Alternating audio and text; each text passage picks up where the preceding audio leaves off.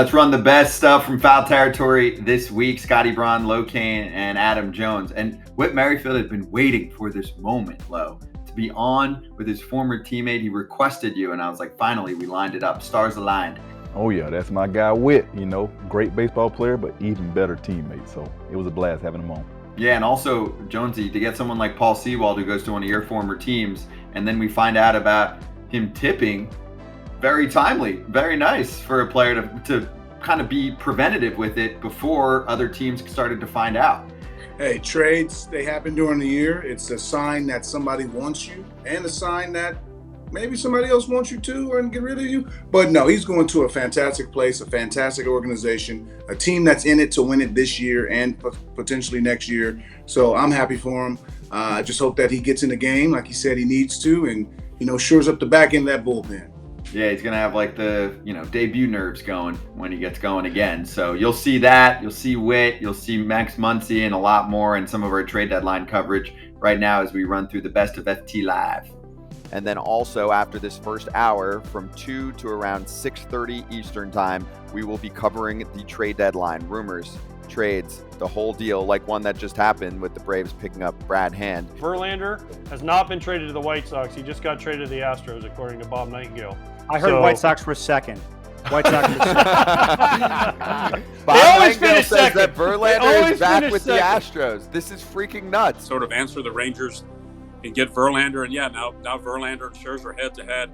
The last couple of months are going to be a lot of fun in this division with these two teams going at it. The X factor here is Ohtani. How are they going to do this at the deadline and then say to Shohei Ohtani, hey, we're going to win, come pick us, choose us, right?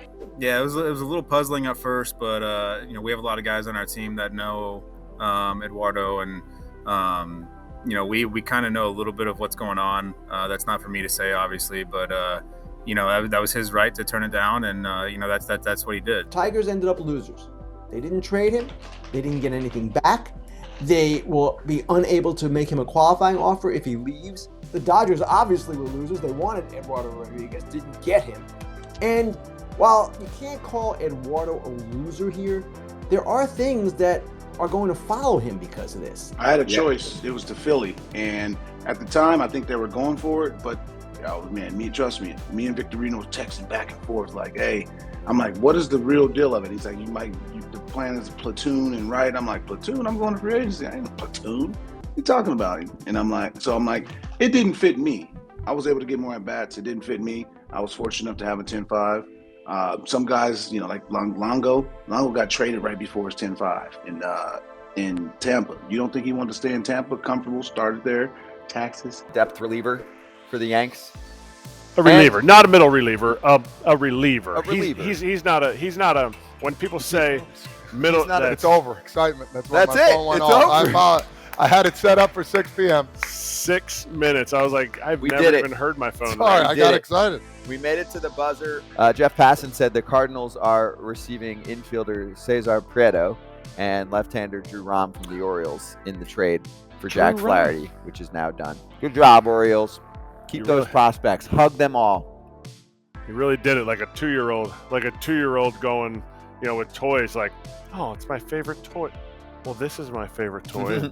This is my favorite toy. And I'll text him that Baltimore is really excited that you're here.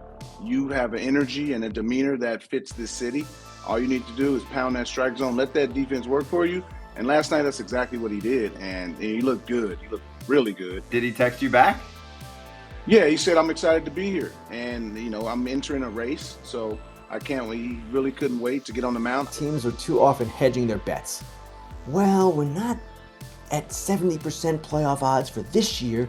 We want to build something sustainable. No, you don't get to choose when your window opens. If your window is open, or if it cracks open like it did for the Cubs this year, in my mind, go. You need to try. And no, it might not work out, but my goodness, this is an entertainment business. You're supposed to give your fans the most compelling product you can. There couldn't have been any better. Couldn't have been a better situation here to get traded. It's closer to home. It's where my wife and I met. She went to ASU. My brother went to ASU. We have so many friends and family down there. Seriously, I was there maybe 30 seconds, and Strami took me over to the video room and was like, "So now that we have Jace Peterson," he said, "This is what we had against you." in Oakland, so we're gonna try and fix it. So I mean, I was there literally 5 minutes, and they already had something on me from a new teammate that I didn't have, 24 hours ago. So Jace did the same thing for me, and I really appreciated it. That I was like, all right, let's knock this thing out and get this thing fixed real quick. Dude, that's really cool. And I know you probably don't want to divulge completely, but you're not talking about like tipping. You're talking about like pitch mix or just a strategy on how to get to you. Literally like a tip. They had a tip in Oakland on me, and he's like, yeah, we just figured it out, and we hadn't played you. We faced you a couple times and had it, and then we're holding on to it, obviously, and now we're teammates. And he's like, hey, we got to get this fixed like right away. Pulled up the video. You could see it in my outing in Arizona. They didn't have it against me when I faced Arizona, but you could see on the video in my most recent outing, like, hey, this is what you have. So hopefully we got that fixed, and now we can go to work. That's like AJ, what would you rate that on the WWE entrance with the swimmies too? No, he needed some pyro. Adam, you need pyro next time, dude. Oh, wow. So I'm notorious for singing songs with the melody and not really their words in any song in period. Like, there's so many songs I'll say words and they're like, that's not actually the word. But I'm on the melody, so I'm halfway there. And by the way, who's that dude with the hat on backwards over there in the gray t-shirt? He never talks. He never comes on when you're on. He was. I thought we had Dave O'Brien on. That's why I stayed. I got confused. I was told they lied to me, and they said Dave O'Brien was coming on, and instead I look up and it's Mark Bowman. What the hell's happening? I you know, guys lied to me. They told me they're like you can come and talk to Eric Kretz and then also your favorite White Sox and Braves catcher, guy for both of them. Tyler Flowers? And I expected to see Tyler Flowers here. A lot of haters, and he is silencing. He does, and it's especially on Twitter, and it's surprising that especially because he paints his nails, people don't like that. So I am very happy to see him succeeding because it silences the haters and the clowns and the bozos, and good for we don't him. want And he any of can beat that. the shit out of 99% of the haters. He's 6'6", and he's a freaking truck. He's a beast. Yep, He's a I've had house. two big baseball crushes in my life. Nomar when I was 12 years old, and Tristan Casas right now. We keep saying, okay, rebuild, and then the White Sox recon comes out and says, well, we have a great core. Okay, the core is Luis Robert. Yeah. Ends there. Suffering with no payoff. You'd cut out anything else in your life that brings you this much trouble, and yet I can't. Fandom is so stupid, and so am I. Angel fan, you just got to know when to let go. It's time for you guys to let go, move on. Just sit back and just enjoy the games, but don't put your heart into it. I know it's hard to do, but just don't put your heart into it. Al Bumbry. I don't even know who that is. I know you don't know who that is, man. So that's a good one. Hopefully you can find him because he hit 330 or something. Oh my God. 0.1%. Myth, the legend, my guy, Whit Merrifield. Let's go. Let's go. Lolo, you Rudy Poo ass. What you doing, man? Hey, man, just resting my feet. Hey, man, you look good. I'm surprised you're not fatter than you are. Hey, just give me about another year. Give me about another year, man. Lo, when we get to the off season, we need like a good essay from you on Whit Merrifield's candidacy in free agency, okay? For my guy Whit, I'm all in. Just let me know when and where. I'm there. Hey, I would pay a lot of money to get a LoCain essay just to read it. Done. Consider it done. What that looks like. Are you one of the good rhythm guys, or are you a bad rhythm guy? I think the whole point of it is to make a little bit of a mockery out of it. So, whatever you feel like looks the worst might be the best answer on that one. My girlfriend at the time, she came up to visit me in Boston, and I actually hit a ball that almost smoked her. At home run, obviously. I had some juice.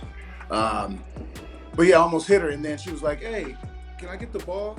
I'm dating him. I'm dating Adam." And the guy was like, "No." She's like, "Can I take a picture with him?" He was like, "Here." He's all in the picture. Like, ugh. That's Boston for you, baby. Wow, that is cold. Didn't give it. That is Didn't give cold. the ball. Another sweet week on FT Live, and I will say we've got Lance Lynn coming up for this next run of shows, so you're going to get real talk from Lance on joining the LA Dodgers, and then Jonesy, at some point we're going to get Brent Rooker this week, and I'll ask him for you even if you're not on the show. I'll be like, you surprised you're still here?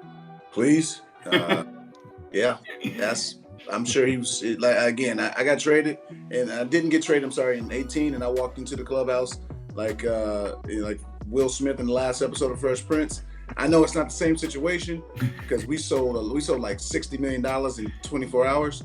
They sold like 2.7, but guys were moved, and he's still the big name. He's the guy there. He's leading the offensive charge. Someone's got to do it. So those two and many more are coming up this week on FT Live. Thanks for watching the Best of Foul Territory. You can follow us on all the socials. You can check out the podcast if you're on the go on Apple or Spotify. And we will see you on the next show, 1 to 3 live Eastern on Stadium's YouTube channel and Foul Territory's YouTube channel. See you soon.